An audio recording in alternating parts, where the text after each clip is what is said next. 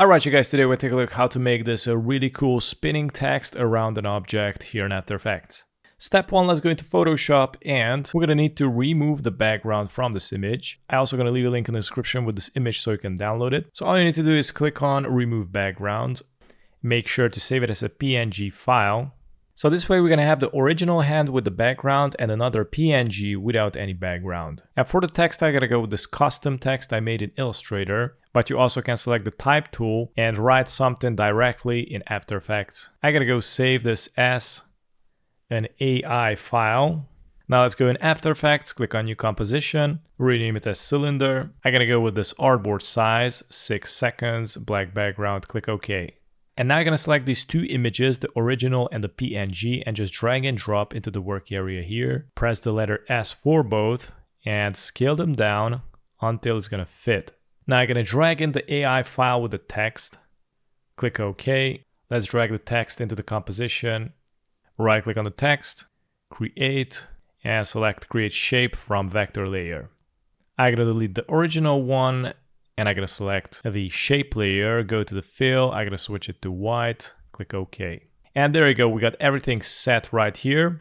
So I'm going to go with the text selected, go to the effects and presets, type in cylinder. Drag and drop the CC cylinder into the text outlines. Now as you can see, it made it circular. You also can go to the radius and increase the radius quite a bit.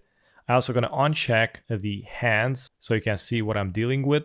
Now you can go to the rotation and you can adjust the XYZ rotation. I'm going to go something like this.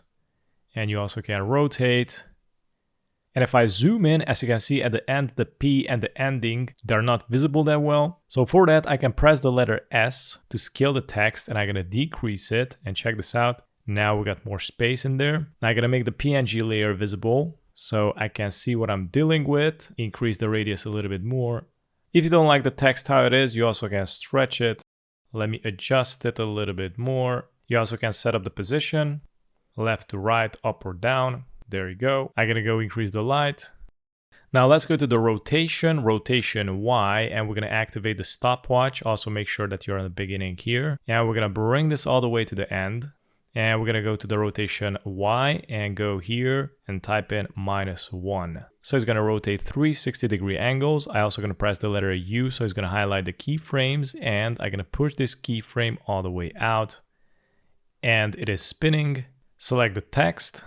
I'm gonna collapse it, press Ctrl D to duplicate. And let's select the top one and click on Render Full Outside and select the text outline bottom layer. And we're going to go to the render full inside. Now let's go down to the PNG layer and bring it in between the text layers. And it looks something like this. Let's also activate the original layer with the image. So we got some background going on. I'm also going to decrease the opacity a little bit more. Maybe change up the color of the text to have more contrast. Go to the fill. I could try it out with a purple. Copy the hex code, Ctrl C, click OK. Select the second text. Copy paste the hex code into the full. Go to the effects and presets, type in glow. Drag and drop the glow on the top text layer. And you can increase the glowiness quite a bit. I'm gonna go with these settings. I'm also gonna select the PNG layer, go to the effects and presets, type in contrast.